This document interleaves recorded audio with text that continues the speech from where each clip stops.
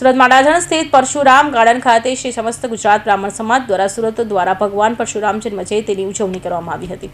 આજે સમગ્ર દેશમાં ભગવાન પરશુરામ જયંતિની ઉજવણી કરવામાં આવી રહી છે, ત્યારે સુરત શહેરમાં પણ આ પાવન અવસરે ભવ્ય કાર્યક્રમો યોજાયો હતો।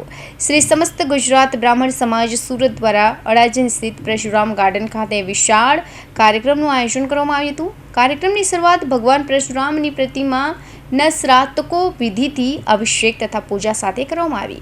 મોટી સંખ્યામાં હાજર રહેલા ભક્તોને ભક્તિભાવપૂર્વક ભગવાન પરશુરામની આરતી ઉતારી અને આશીર્વાદ પ્રાપ્ત કર્યા। આ ઉજવણી માત્ર ધાર્મિક જ નહીં પણ સામાજિક સંદેશ આપતી બની હતી। તાજેતરમાં દેશભરમાં બનેલી આતંકવાદી ઘટનાઓમાં જિંદગી ગુમાવનાર શહીદોને શ્રદ્ધાંજલિ અર્પિત કરી તેમને યાદ કરવામાં આવ્યા। વિશેષતા તરીકે કાર્યક્રમમાં લોક કલ્યાણની દ્રષ્ટિએ હેલ્થ ચેકઅપ કેમ્પનું પણ આયોજન કરવામાં આવ્યું હતું, જેમાં વિવિધ તબીબી નિષ્ણાંતોએ લોકોનું નિઃશુલ્ક પરીક્ષણ કર્યું।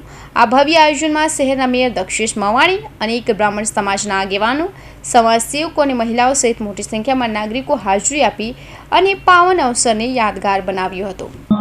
દશરૂપાનું કાર્યનો यस्य माध्यंति भावकः नमः सर्वविदे तस्मै विष्णवे भरताय च।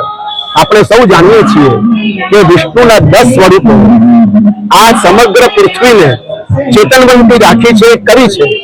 જરૂર પડે ત્યારે પરશુરામે કે શ્રી કૃષ્ણએ કેવી રીતે આતંકીઓનો નાશ કર્યો એ પોતાના કર્મ દ્વારા શીખ્યું છે।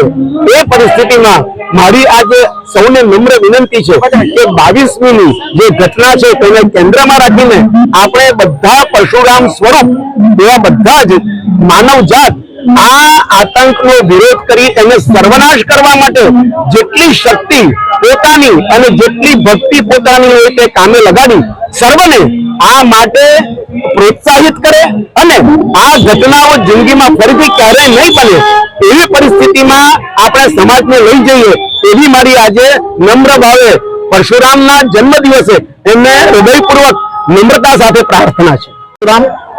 આજ રોજ ભગવાન પરશુરામનો જન્મોત્સવ છે। બ્રહ્મ સમાજ દ્વારા દર વર્ષે સરદાર બીચ પરથી આ પરશુરામ ધામ સુધી રેલી કરવામાં આવે છે, પરંતુ 22મી તારીખનો જે આતંકવાદી હુમલો થયો તેના વિરોધમાં આજ રોજ અમે આ રેલી મોકૂફ રાખી છે અને શ્રદ્ધાંજલિનો કાર્યક્રમ પણ આજે રાખ્યો છે અને મેયરશ્રી આ વોર્ડના તમામ કોર્પોરેટરશ્રીઓ અહીં ઉપસ્થિત રહ્યા છે। પૂજાનો પણ બધાએ લાભ લીધો અને શ્રદ્ધાંજલિ અર્પણ કરવામાં આવી છે।